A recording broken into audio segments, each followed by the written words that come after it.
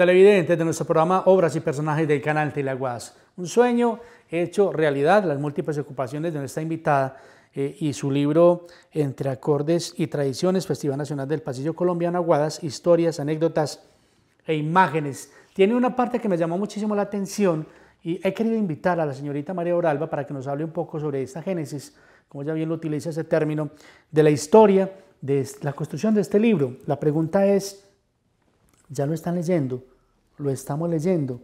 ¿Y dónde lo están leyendo? Abro comillas. Hace más de 60 años, camino por las calles solariegas y empinadas de mi pueblo, la captura de imágenes que perpetuarán los recuerdos en el tiempo, en el espacio, pero sobre todo en el corazón y que permitirán a las nuevas generaciones una leve aproximación a la cuna de sus mayores, un pueblo sembrado en las entrañas mismas de la patria, mientras se avisoraban los clarines de la libertad. Señorita María Oralba, bienvenida a nuestro programa Obras y Personajes del canal Teleaguadas. ¿Y de dónde sale esta frase que me llama mucho la atención, que resume prácticamente su vida? Bienvenida. Muchas gracias, Jorge. Buen día. Me siento muy honrada ante las cámaras del canal local de televisión que llegan hasta mi casa a recoger mi testimonio con respecto a mi hijo, yo lo llamo mi hijo, el libro Entre acordes y tradiciones, Festival Nacional del Pasillo Colombiano. Me pregunta Jorge de dónde sale esa frase. Esa frase sale de mi propia inspiración, es lo que yo siento. Yo esa frase no la copié de ninguna parte, sino de mi manera de pensar, de sentir y de lo que he venido haciendo durante mucho más de 60 años. Yo anoche estaba escribiendo algo y decía, desde la edad de los 6 añitos camino con una cámara fotográfica terciada y tengo 74. Sí. Adivinen entonces cuántos años llevo. Nunca he hecho un curso de fotografía, Sí, ni de diseño, ni de realización audiovisual, pero esto me gusta y hay gente a la que también le gusta. Señorita María Oralba, la vi un poco nostálgica, la he visto un poco, pues, más bien muy centrada dentro de su libro. Pero hablemos un poco de cómo nace este proyecto tan importante para el municipio de Aguadas y sobre todo para recopilar una memoria histórica de un festival que estaba acéfalo, que le faltaba como esa cabeza, como ese inicio de los festivales del pasillo. Jorge, en el año de 1989, a don Marino Gómez Estrada se le ocurrió la feliz idea de crear un festival de música. Bueno, la historia completa la encuentran en el libro, no me tengo que poner a repetírsela, pero desde ese mismo momento yo he estado más o menos cercana a toda esa génesis y transcurrir del Festival del Pasillo. Existía Fundesa en una casa acá cercana y a nosotros nos citaban a Fundesa a reuniones, porque en el año 89 se iba a hacer el lanzamiento del festival en las principales ciudades del país. Ya en el año de 1990, todo el pueblo aguadeño, con don Marino, doña Dilia y los gestores de aquella época, se dieron a la tarea pues de preparar en forma el Festival Nacional del Pasillo Colombiano. Yo en aquella época era la rectora del Liceo Claudina Múnera y por ese motivo no podía estar pues como tan de cerca, tan de lleno, tan metida. Sin embargo, me citaban a muchas reuniones. Con esto les estoy diciendo, Jorge y Santiago, y a todos los televidentes, que yo vine a ser, crecer, decaer, levantarse, catapultarse el Festival Nacional del Pasillo Colombiano.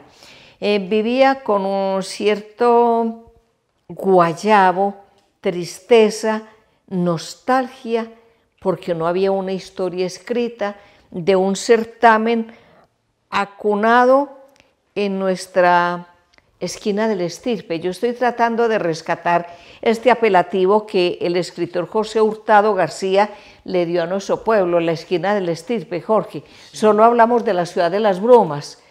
Entonces yo vivía muy preocupada porque no existía una historia de este certamen.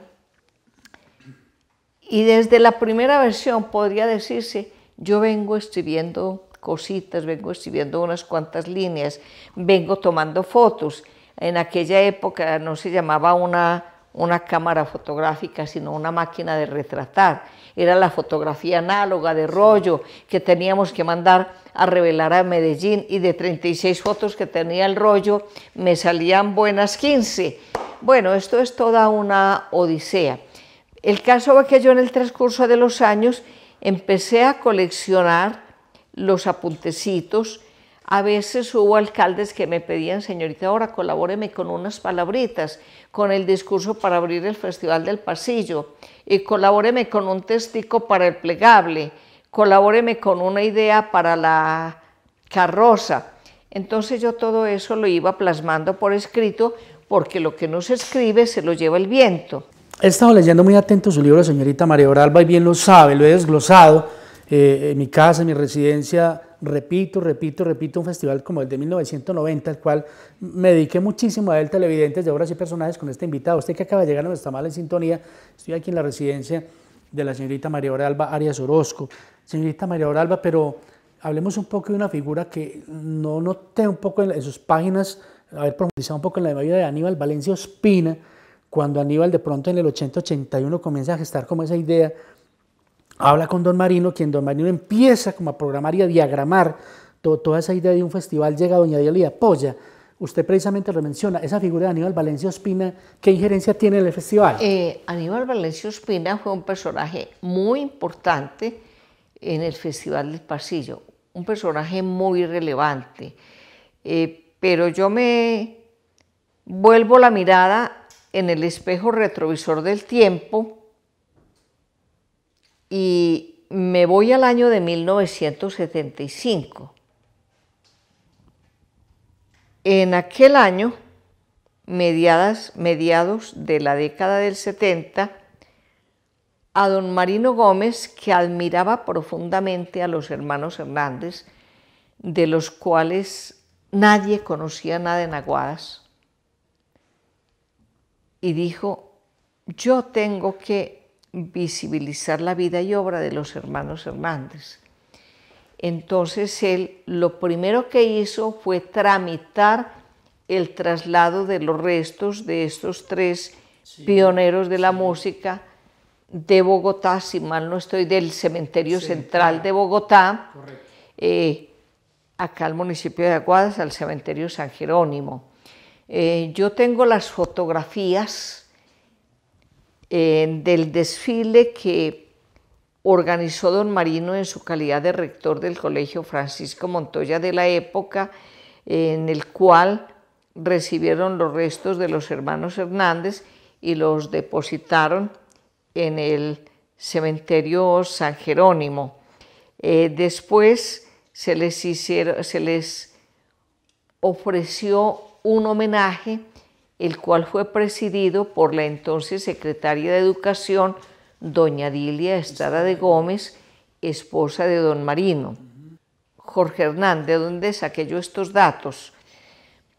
Para yo escribir esta línea de tiempo, estuve más de 2 años recorriendo varias ciudades del país en mi carro y otras veces a través de las plataformas virtuales que tuvimos que aprender a utilizar y a operar desde 1920 a raíz de la pandemia. Yo a mi edad metiéndome a una reunión virtual y haciendo entrevistas virtuales, eso pues también fue prodigioso. Y le decía que hice entrevistas a muchas personas del país, desde las asistentes a los primeros festivales, y todas las personas testimoniaron. Y todos los diarios que yo alcancé a consultar, que fueron La Patria, El Colombiano, El Tiempo, el diario El Mundo de Medellín de aquella época, le dieron todos los créditos como artífice inicial del Festival del Pasillo a don Marino Gómez Estrada. Desde aquel feliz momento de 1975, cuando él trajo sus restos mortales a San Jerónimo. Cuando desde aquel feliz momento en el colegio Francisco Montoya le rindieron homenaje póstumo.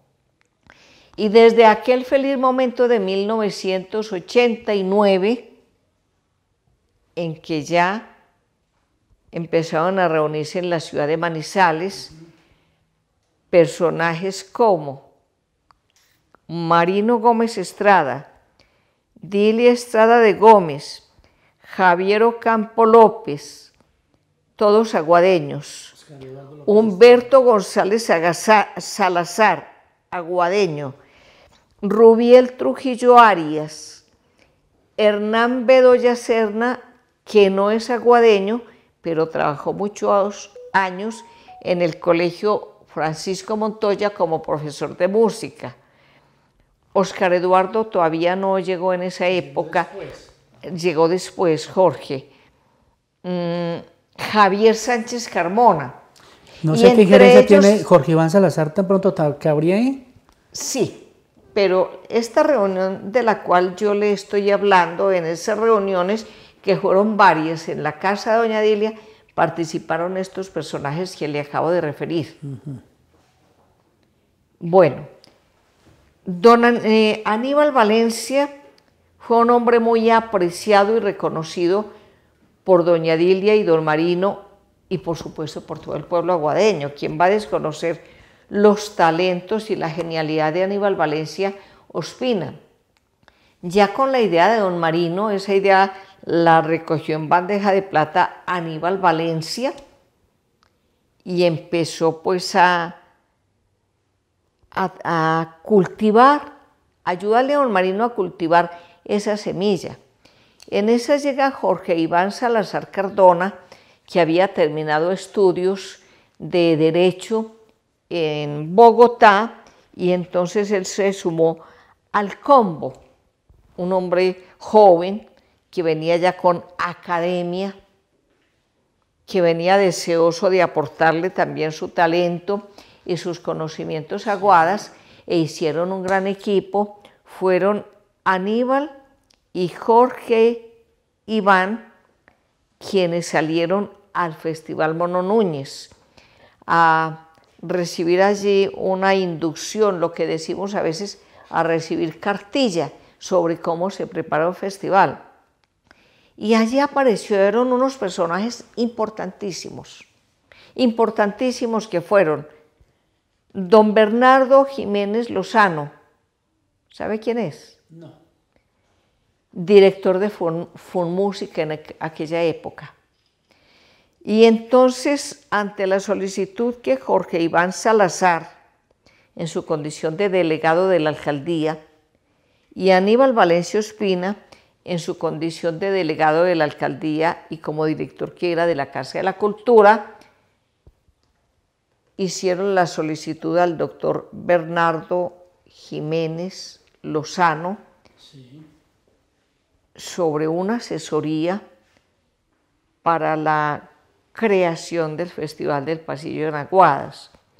Entonces él muy generosamente proporcionó los servicios, la sabiduría, la experiencia de un señor Diego Morales.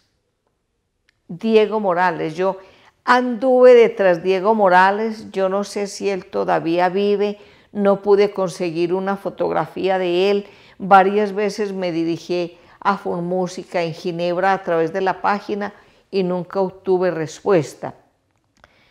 El doctor Jiménez Lozano, en su calidad de presidente de Funmúsica, proporcionó los servicios de Diego Morales Parra para que él ilustrara a estos primeros organizadores del Festival del Pasillo. Diego Morales tenía experiencia en el Festival Mono Núñez. Él era el delegado por Caldas en el Festival Mono Núñez. Él tenía una base de datos de los artistas participantes en el Mono Núñez, que nos lleva unos años. Nosotros acabamos de celebrar la versión número 32 y en Ginebra celebraron este año la versión número 49. Así es que nos llevan como 17 años de ventaja. Sí, señora. Bueno, entonces Diego Morales tenía toda la base de datos de los artistas que en esos 17 años habían venido pasando por el Mono Núñez, y claro, eso fue una riqueza invaluable. Claro, porque esos fueron los primeros artistas que se convocaron al festival. Ahí aparece Lindon Alberto Chavarriaga, quien era muy amigo de Javier Fernando Gómez, el hijo de doña Dilia, exactamente, y un hombre también muy versado en el tema de la música. Y ahí aparecen otros personajes muy importantes, por supuesto, como Luz Helena Castaño, como Jimmy Barreto, como Jaime Van den Enden, como Leonardo Marín. Y entonces eso fue un equipazo extraordinario con el cual echaron a rodar el Festival Nacional del Pasillo Colombiano. Respondiendo a su pregunta inicial, Aníbal Valencia fue un personaje fundamental en el Festival del Pasillo. Yo no sé si de pronto sería injusta en no visibilizarlo mucho en mi libro, no sé. Precisamente estoy exhibiendo el tercer tomo, Jorge Hernán, sí. Estoy exhibiendo el tercer tomo porque, vea, yo tenía escritas más de 1000 páginas, yo alcancé a escribir más de 1000 páginas, tamaño carta, fuente Palatino número 12, tamaño número 12. Cuando ya el material llegó a la editorial, empezó la gerente, una señora muy querida, muy carismática, Janet Usma, y el diagramador, Sebastián López, a decirme lo que ellos llamaron: doña Dora, hay que empezar a motilar, a motilar, a motilar. Es decir, mire, de 1100 páginas que yo pudiera haber hecho el libro, lo dejé en 630. ¿Y por qué? ¿Por qué motivos, Jorge? Sí. Yo material tenía mucho, y fotografías, mire, yo tengo en mis computadores más de 55.000 imágenes, Jorge, se lo juro. En mis computadores, en mis memorias USB, en mis discos duros, tengo más de 55.000 imágenes. Y yo hubiera querido que mi libro quedara con unas 300 imágenes. Y el libro inicial tenía todos los datos del mundo y todas las imágenes del mundo, casi todas de mi autoría. Entonces el libro se fue creciendo y me iban a salir 3 volúmenes de este tamaño. Yo encantada. Pero ¿y el bolsillo qué? Todavía lo tengo roto.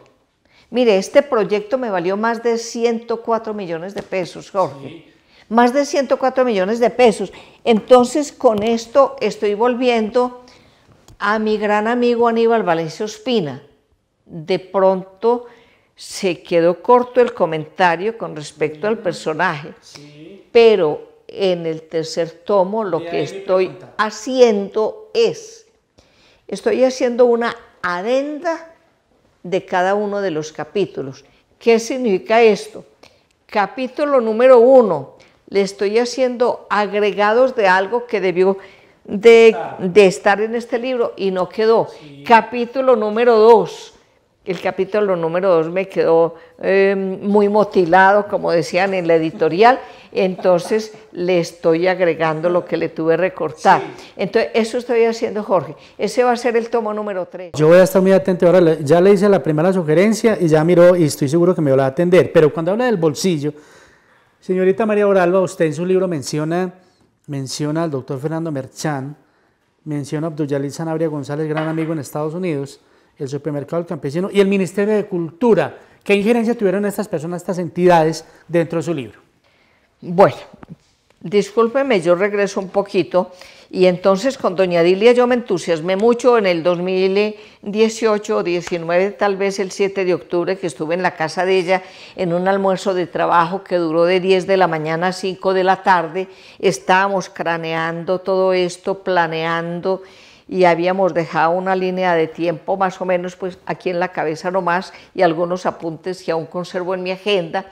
Dora, no te preocupes por la plata, que yo te la consigo con el doctor Luis Roberto Rivas, que era el gerente de la licorera, y si te hace falta plata, del bolsillo mío, pero ese libro lo tenés que sacar. Bueno, empezamos con el libro, Jorge Hernán. Empiezo yo a mandarlo a varias editoriales en Manizales, pasé por 4 editoriales y me enamoró esta editorial Matiz. Me quedé con ellos y resulta de que el solo trabajo litográfico valió 72.510.000 pesos. Y le dije yo a Carlos Mario, no, Carlos Mario, yo no puedo, vea, ¿sabe qué? Esto le queda todo en el computador. Si en cualquier momento yo me muero, ahí queda en el computador. Usted mirará qué gestión hace para más adelante sacar el libro y hacer el lanzamiento. Eso fue hace poco más de un año, a comienzos de octubre del año pasado. Me dijo, tía, por ahí estuve mirando en el Ministerio de Cultura y están abiertas las convocatorias para recursos para estos proyectos culturales. Y dije, ay, Mario, ¿y hoy qué fecha es? No, hoy es 5 de octubre. Ay, camine, vamos al computador. Abrimos la página del ministerio, cierre de convocatorias, 10 de octubre. Y estamos a 5. Teníamos 5 días para presentarlo. Le dije yo, no, Carlos Mario, yo no soy capaz en 5 días de presentar este proyecto, entre otras cosas, porque yo va a ser 20 años, me retiré de la rectoría del liceo y yo ese tema no lo volví a manejar nunca ni jamás. Entonces al otro día llamé a Luz Dari Medina, Luz Dari, esto y esto y esto, usted me colabora. Claro, señorita Dora, y le vamos a decir a Lina Franco. Bueno, entre Luz Dari y Lina, ellas se echaron al hombro la gestión del proyecto ante el Ministerio de Cultura. Carlos Mario y yo, por supuesto, aportamos lo que teníamos que aportar para el proyecto, como era todo el fundamento teórico, el marco teórico, fotografía, resúmenes y en fin. Pero el resto del diseño del proyecto y el patinaje ante el Ministerio de Cultura fueron obra de Luz Dari Medina y Lina Franco, a quienes agradezco eternamente. A mí me había dicho Sofía Elena Sánchez Messier, me había dicho, Dorita, el ministerio solo da entre 5 y 10 millones entre 10 y 20 millones de pesos para publicación de obras. Dije yo, bueno, 20 millones de pesos, ¿qué me sirve? Cuando eso yo todavía no cotizaba, no había cotizado en la editorial del libro. En la editorial, y no sabía que iba a tener esos precios tan exorbitantes. Yo primero había cotizado con Pedro Felipe Hoyos Corbel, de Editorial Hoyos, y los costos eran mucho más bajitos, pero el trabajo no era como este. Me dice Sofía, entre 10 y 20 millones. Presentamos el libro ese día, 10 de octubre, como a las 12 de la noche, estaban Lina y Luz Dari en la oficina de la Sociedad de Mejoras Públicas echándole la bendición al proyecto. Ya. Bueno, entonces cada rato Luz Dari me llamaba, señorita Dora, que están pidiendo tal cosa, que están pidiendo tal otra, que tal foto, que tal resumen. Bueno, y yo trataba de aportarle todo lo que se necesitaba oportunamente. A mí me habían dicho que los resultados llegaban a final del año pasado. Luz Dari se fue para Estados Unidos y los resultados no llegaron y yo no me preocupé por llegar porque se me presentaron muchas dificultades de orden familiar, de orden económico también, porque tuvimos varias salidas imprevistas varios dineros que tuvimos que sacar en forma imprevista, tuve muchos quebrantos de salud, Sí. y entonces al final del año no llegaban los resultados, y dije yo, ay, bueno, no, mejor así no me estreso tanto. Algún día saldrá este libro. Cuando un día viajaba yo de Manizales para acá y me llega un mensaje de Lina Franco, mi señorita Dora, nos aprobaron el proyecto, aprobaron el proyecto. Ella feliz.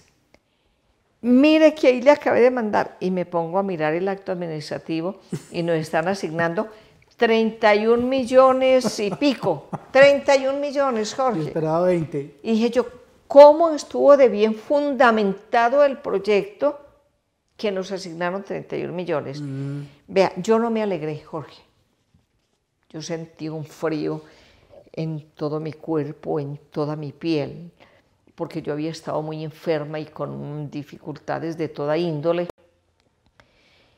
Y la fecha límite era el 30 de abril. Yo quería publicarlo en el marco del mes del idioma, porque sí, yo en el mes del idioma trato de hacer cositas en favor del idioma. Y dije, este libro se va a publicar en el mes del idioma. El proyecto estaba a 30 de abril y yo todavía me sentía como atrasada. No, esto me cayó a mí como un baldado de agua fría. Pero ya me tuve que redoblar energías. Carlos Mario Muñoz Arias, mi sobrino, se constituyó en mi coequipero. Entonces, en esas, Fernando Merchán llegó a Aguada, supo de mi proyecto. Yo le voy a hacer un aportecito. Me regaló 5 millones de pesos. Estábamos en el Festival del Pasillo, iba yo a tomar mis fotos en el desfile folclórico, cuando sentí una persona que me abrazó. Señorita Dora, y era Yalil Sanabria. No, bueno, es un muchacho muy querido al que todos los aguadeños queremos mucho y debemos mucho. Sí. Es un verdadero filántropo. Sí. Y entonces mi hijo me contaron que usted andaba en tal y tal proyecto, ¿es cierto? Y le dije, sí, Abdul, ahí estoy bregando a ver qué hacemos. Y me dijo, yo quiero ser su aliado en ese proyecto. Le dije, qué dicha, bienvenido. Pues me regaló 5 millones. Fabio León Torres, a través de Daneri,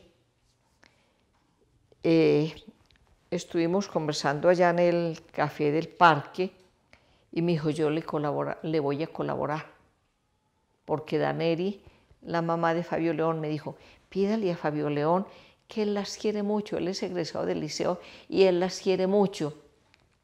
Y entonces ella propició un espacio en el Café del Parque. Fue Daneri la que lo propició. Me habían pedido que fuera la presentadora de un programa que hicieron en el Café del Parque celebrando los 40 años de Lida Marcela, la hija mayor de Daneri. Entonces yo pues les presté ese servicio y terminado el acto, Daneri propició una reunión con Fabio León y este muchacho que es otro mecenas de la cultura, un hombre generosísimo, un exalumno muy querido, me dijo, yo le voy a colaborar, señorita Dora. Pues aquí llegó un día con 20 millones de pesos en rama. Así es que hasta ahí llevo 31 y 30, 51. La Cámara, Albaelsi Acevedo me dijo, pídale a la Cámara de Comercio que ellos también le colaboran en algo.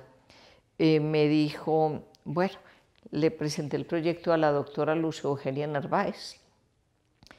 Me prometió su apoyo y efectivamente me dio un aporte de 3 millones de pesos. Así llevamos 64. Sí, señora. 64 y me valió 104. ¿De dónde he salido? Vea, este bolsillo está roto, pero no importa. Mi alma no está rota.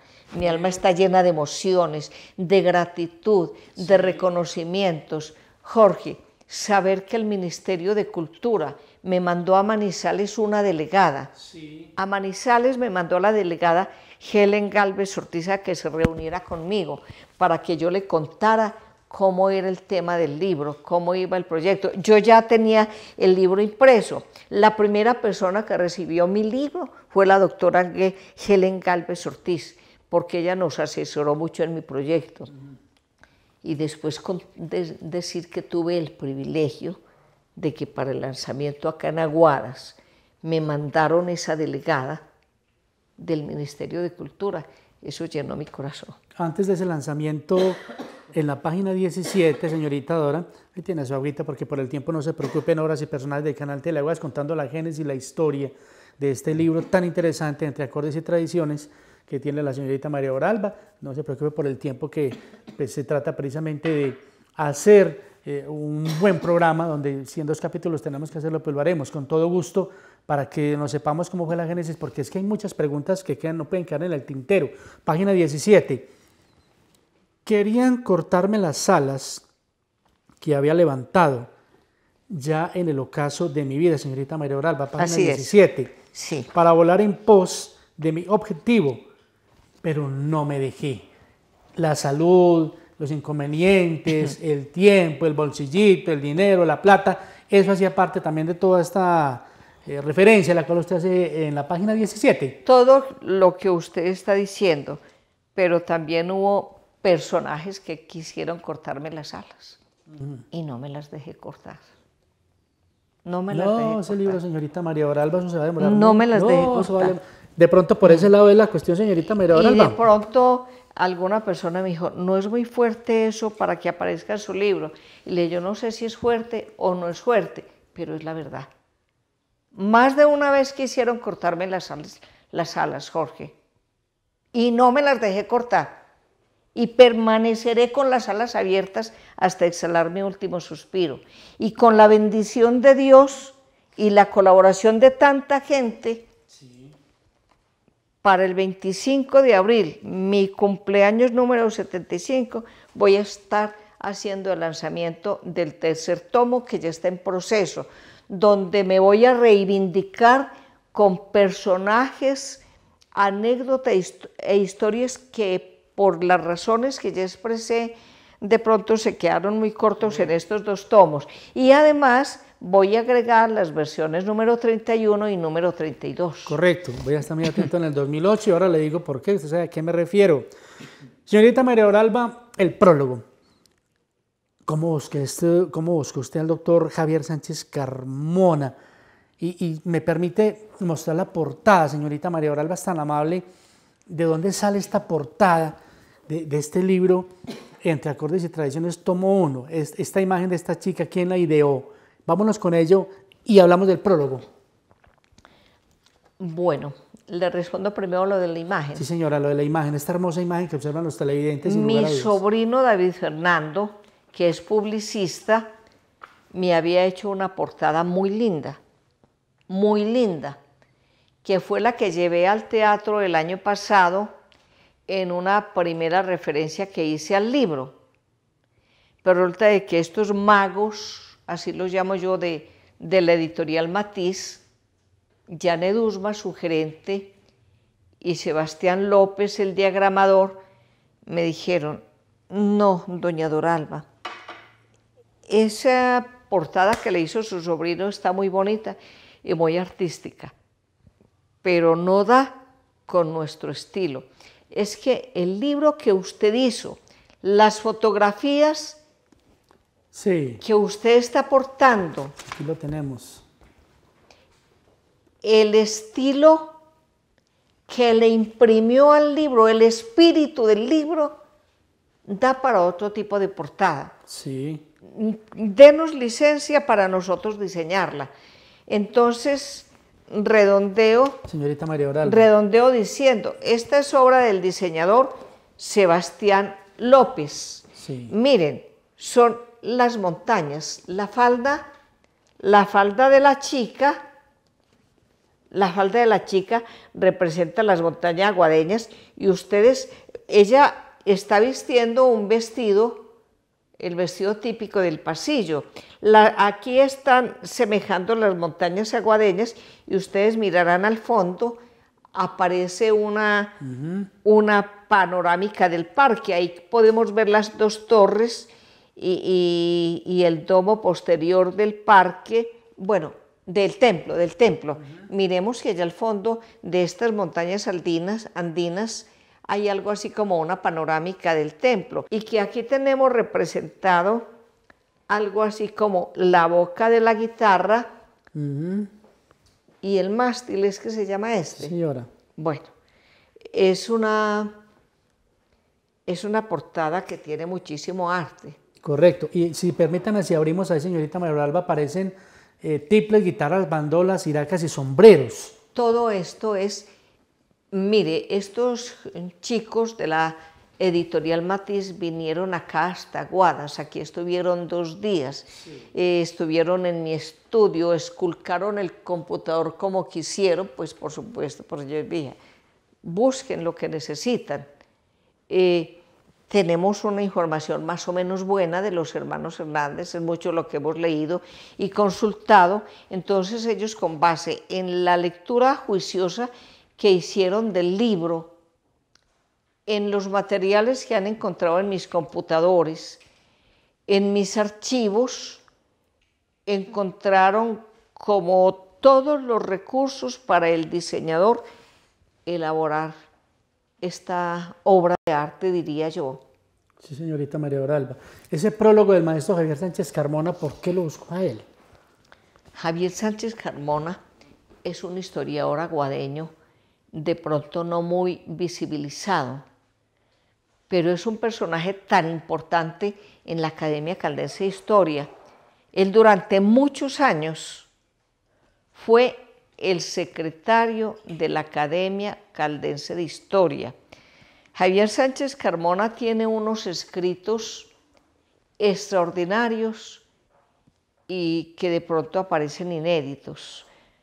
Yo debo tener sobre mi escritorio un ensayo titulado Camino Empantanado, muy interesante. Parte de ese camino empantanado figura acá en uno de los tomos de la obra, donde hace referencia al viacrucis que vivimos los aguadeños desde hace muchos años con respecto a nuestras carreteras. Javier Sánchez ha sido un personaje muy reconocido en Manizales.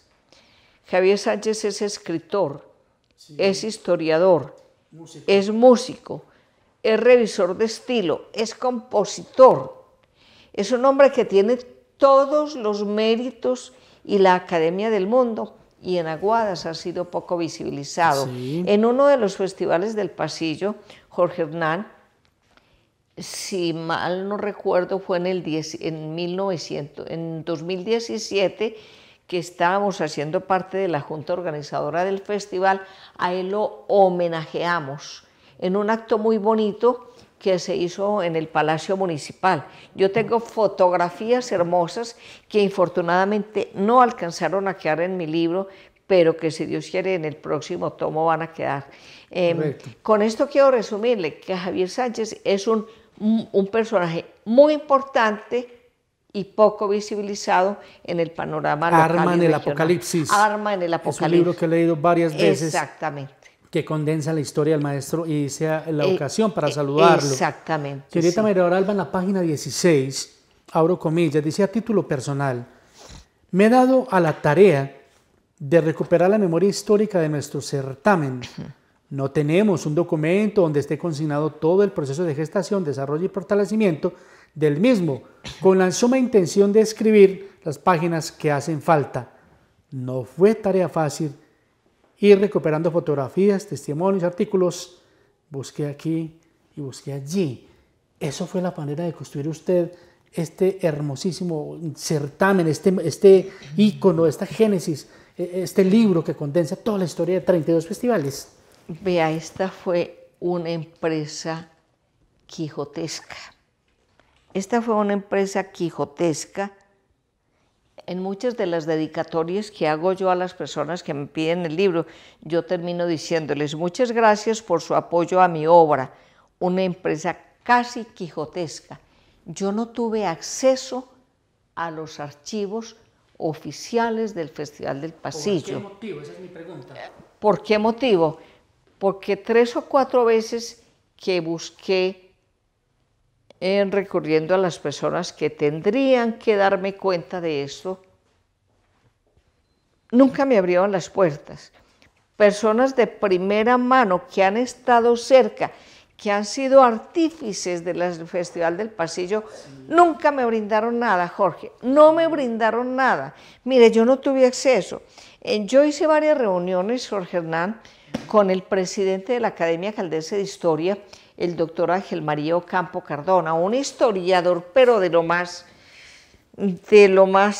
trascendental en este país. Ya fue nombrado miembro de la Academia Colombiana de Historia. Él es el presidente hace tiempo de la Academia Caldense de Historia. Ahora fue ascendido a Academia Colombiana de Historia. Yo con Ángel María he hablado muchas veces y me dice, pues que no se puede escribir una historia si no se recurre a las fuentes oficiales.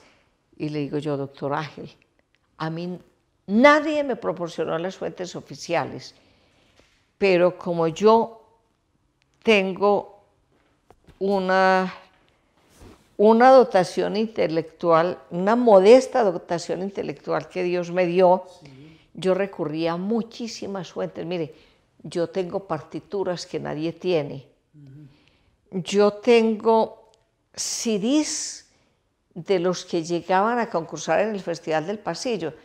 No le voy a decir con qué alcaldes. Mire, terminaba el Festival del Pasillo y encontraba yo en las oficinas de las personas que lo organizaban esos CDs, y una llegó a decirme, le dije, ¿dónde van a organizar eso? Ay, no, señorita, ahora se lo quiere llevar, lléveselo. Yo tengo aquí de esos CDs porque la gente no valoraba. Página 16.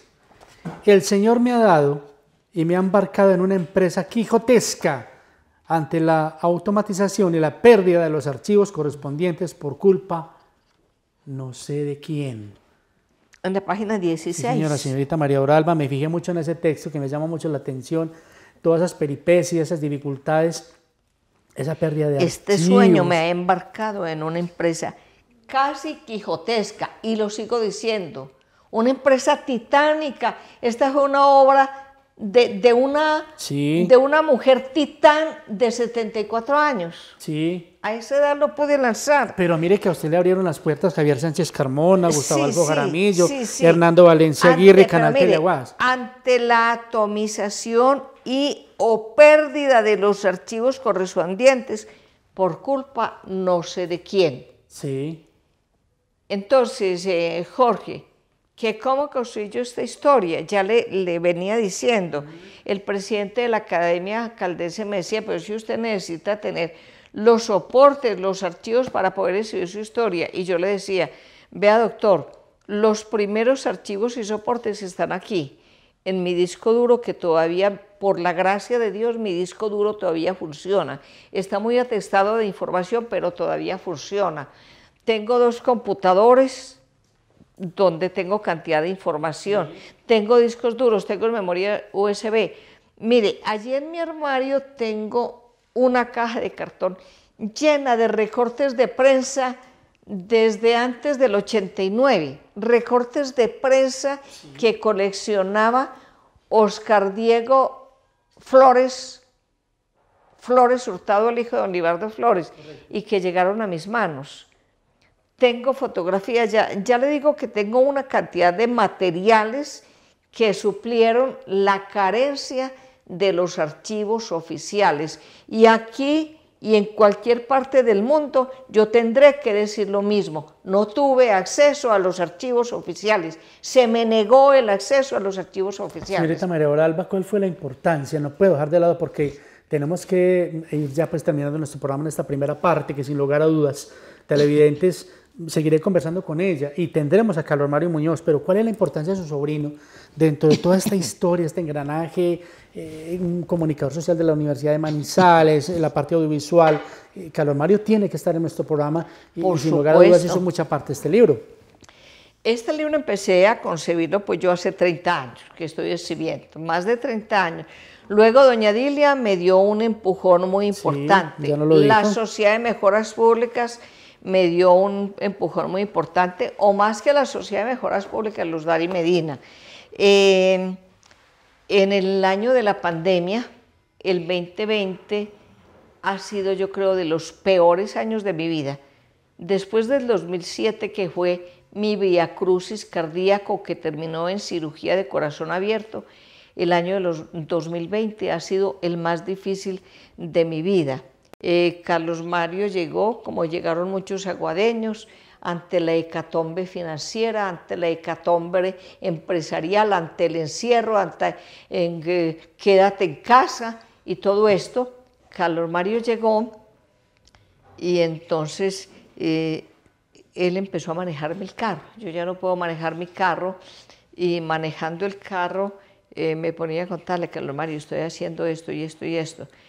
Me dijo: tía, ¿y qué tal si de pronto nos ponemos a hacer unas entrevistas y le metemos al libro unos códigos QR? Eso voy. Le dije: claro, Carlos Mario, yo tengo una cámara fotográfica que es muy pequeñita, porque yo anduve con cámaras fotográficas grandototas, y entonces yo, ya cansada con eso tan grande, en el año 2019 estuve en Nueva York y fui a una tienda de sus clases de artículos y dije: quiero la cámara fotográfica más pequeña, más liviana, pero que me dé una muy buena resolución de imagen.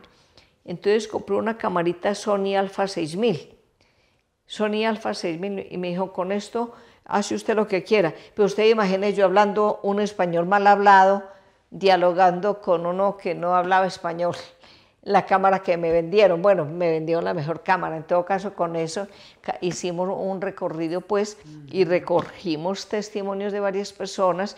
Y entonces Carlos Mario, además de que me manejaba el carro, me hacía las entrevistas, las editaba, nos veníamos acá al computador, intercambiábamos idea, yo le daba a él, Carlos Mario, cogía mis borradores y le decía: escuche esto a ver cómo lo siente. Yo me sentaba y le leía, porque yo gasté muchísimo papel y muchísima tinta, porque yo escribía un capítulo ya en el computador y lo imprimía, porque a mí me gusta mucho leer sobre el libro físico. Entonces yo imprimía, usted imagina cuánto papel y cuánta tinta gasté. Entonces, Carlos Mario, esta noche vaya y se lee esto para que me diga. Entonces sí, Carlos Mario fue un coequipero muy importante, además de mi conductor, además de mi realizador audiovisual, además de mi compañía. Realmente él aportó mucho para este proyecto. Señorita María Alba, dentro de las entrevistas noto en esos códigos QR a la doctora Claudia Gómez Estrada. No recuerdo la página, si no estoy mal, creo que es la página 105, aparece, me dejó aterrado porque voy ahí, aparece mi hermana Sandra Ramírez Torres en agosto 6 del 2022, Cali, Valle del Cauca. ¿Cómo consiguió todos esos contactos? ¿Cómo hizo usted para crear, para que la misma comunidad, las personas que vieron ese festival, hablaran de Pasillo Colombiano y estuvieran dentro de su libro? Hace 2 o 3 años, con Luz Dari Medina empezamos a hacer nosotros las primeras entrevistas. Y como supimos del papel tan protagónico que tuvo doña Zenobia, su mamá, sí, en los primeros festivales del Pasillo, porque ella era la persona encargada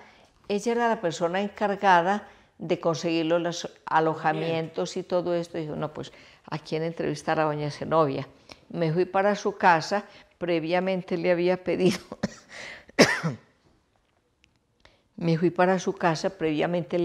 el favor de que me recibiera en una entrevista, y allá estaba Sandra, su hermana, que se encontraba de vacaciones. Entonces con ella tuvimos un conversatorio supremamente agradable, y ella nos estuvo contando de que en algún año ella replicó, sí, el Festival del Pasillo en la institución, en el colegio de trabajo. Exactamente. Entonces ella después me dio su testimonio escrito y realmente me gustó mucho. Yo hablé con muchas personas. Sí. Hay otro testimonio que me gusta mucho, que es el de Luis Guillermo Cárdenas, el de John Jairo Torres de la Pava. Correcto. Daniel Fernando Franco. Ah, no, Daniel Fernando Franco, es increíble el testimonio. Yo lo llamo el hijo del festival. Jorge, cada vez que estoy en una entrevista de estas, quiero leer algo lindísimo y a última hora se me pierde. Porque es que yo tuve acceso a los archivos de la Patria desde comienzos del siglo pasado. Yo tuve acceso a la Patria del año de 1966. Mire, los hermanos Hernández salieron en un importante periplo por el mundo.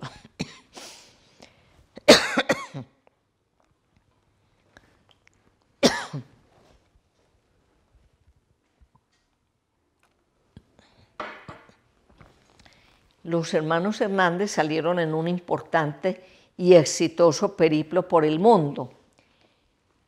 En Colombia se les conocía poco y por supuesto en Aguadas menos. Regresaron en 1936 a Manizales y entonces ya en Manizales y en Colombia se sabía del éxito que habían tenido estos tres apasionados, los llamo yo herederos de Apolo, el dios de la música en la mitología griega, y empiezan a sacar carteles en Manizales anunciando unas funciones con los hermanos Hernández. Y si ustedes me permiten, esto es sublime. Aquí hay dos artículos sublimes, el otro no lo alcancé a encontrar. La Patria, a través del periodista Tomás Calderón, empezó a sacar pecho visibilizando a estos tres aguadeños que recorrieron el mundo con su guitarra, su tiple y su bandola, y si me permiten, yo les voy a leer. La Patria publica el 22 de agosto de 1936 una crónica en la cual Tomás Calderón exalta la labor de estos patricios que pusieron en alto en el país del tío San los nombres de Colombia, Caldas y su tierra natal, Aguadas. Voy a leer solo un fragmento. Fragmentos, dice. De allí, de Aguadas, son los hermanos Hernández, Gonzalo, Héctor y Pacho. Su vida es el comienzo lírico de un cuento. Tienen la estirpe musical de los grillos y su abuelo era Pepe Hernández, que toda la vida tocó un instrumento circular con el cual se ceñía el cuerpo a manera de un cinturón de cobre rematado en ancha corneta, por donde entraba y salía el aire de sus pulmones sinfónicos. Un día Bernardo Estrada le regaló una ocarina a estos tres patojos de leyenda azul. La ocarina sonó pentagramas inesperados que poblaban la tarde aguadeña de melodías solariegas. En ese instrumento eglógico comenzó el cuento a manera de prólogo para empezar de este modo. Estos eran, pues, tres muchachos soñadores, patojitos, artistas que un día creyeron en la gloria, pidieron la bendición a sus padres y se echaron por esos caminos a andar por el mundo. Llevaban dos guitarras, un tiple, una bandola y una ocarina. La sombra azul de la tarde los sorprendía en posadas y caminos, hilando el hilo del ensueño en los bordones de las guitarras. Caminos, caminos, caminos. Aquí una caída, allá un poquito de triunfo, más allá un dolor que nunca se borra, más lejos un laurel y siempre adelante, arremetedores, tenaces. Entre la guitarra y el tiple había diálogos recónditos de amor y de olvido. El desaliento hacía correr a veces por el entorchado del tiple un largo bambuco de melancolía, un pasillo de nostalgia lírica. La Habana, Buenos Aires, México, Lima, ciudades encantadas, ciudades de ensueños, puertos y más puertos, horizontes lejanos, mares inaccesibles, rutas y rutas hacia innumerables lejanías. Pero había que triunfar. Triunfar. Esta palabra ponía en los ojos de los tres errantes peregrinos sin patria un dolor ignoto de guitarras amargas, de tiples abolidos, de canciones que nunca se dijeron. Oiga, como lo llama el periodista. 3 errantes peregrinos sin patria. Entonces fue cuando pensaron en la isla de Manhattan, donde la fabulosa cosmópolis ve pasar torrentes de fracasos y de oro bajo la Estatua de la Libertad. Pasaron junto a ella con el tiple y la guitarra a la espalda. Eran 3 ruiseñores que llegaban para morir aplastados bajo rascacielos. Las avenidas se les figuraban caminos de mármol en un cuento. El tumulto cosmopolita los veía pasar como 3 hormigas, sí, o 3 cigarras que se hubieran extraviado en las emigraciones invernales para ir a parar a la Quinta Avenida, arteria humana que desemboca en Babel, la quimérica ciudad bíblica. Señorita María Oralba, esto me hace permitirle hacerle la siguiente pregunta, y es que me llama mucho la atención lo que acaba de mencionar sobre todos sus artículos. Hay que leer mucho el libro Televidentes de nuestro programa Obras y Personajes, y en la segunda parte estaremos hablando con Carlos Mario Muñoz, sin lugar a dudas, que es como el mecenas, digámoslo así, un acompañante, el coequipero, que llama la señorita María Oralba dentro de su libro. Pero ahí en ese libro encontré vivencias casi que familiares. Usted mencionaba a su padre, a Tistica Orozco, menciona por ejemplo a si no estoy mal, uno de sus sobrinos, Alejandro Grisales Arias. Hace parte también de esa vivencia. ¿Por qué involucrar como algo de la familia? Una hermana suya que ya, pues, ya descansa en la paz de Dios, pero todo eso también lo encontramos allí. Todo esto lo encuentran aquí. Es que, señores televidentes, amigos televidentes, yo tengo que sacar pecho diciendo que mi abuelo Tistica Orozco, Juan Bautista Orozco, mi abuelo materno, fue parte de la banda de los Carrielones. Él estuvo en dicha agrupación musical durante 47 años. Con mis primos, los Ramírez Orozco, estuvimos haciendo este análisis e hilando cabos y mirando fechas, partidas de bautismo y todo esto, y llegamos a la conclusión. Mi abuelo es del siglo antepasado, sí. Y entonces la gente se va a extrañar, ¿cómo así? Entonces, ¿cuántos años tiene Ora Arias? Pues yo ya les dije que tengo 74. Sin embargo, mi abuelo materno era del siglo antepasado, del 19, porque es que Tistica fue casado tuvo 2 nupcias. Se casó con una primera señora, una señora de apellido Rendón, enviudó y después de muchos años se casó con Rosita Montoya, la mamá de mi mamá. Cuando Tistica se casó con Rosita, ya era un señor muy adulto. A mi mamá le tocó un papá muy adulto.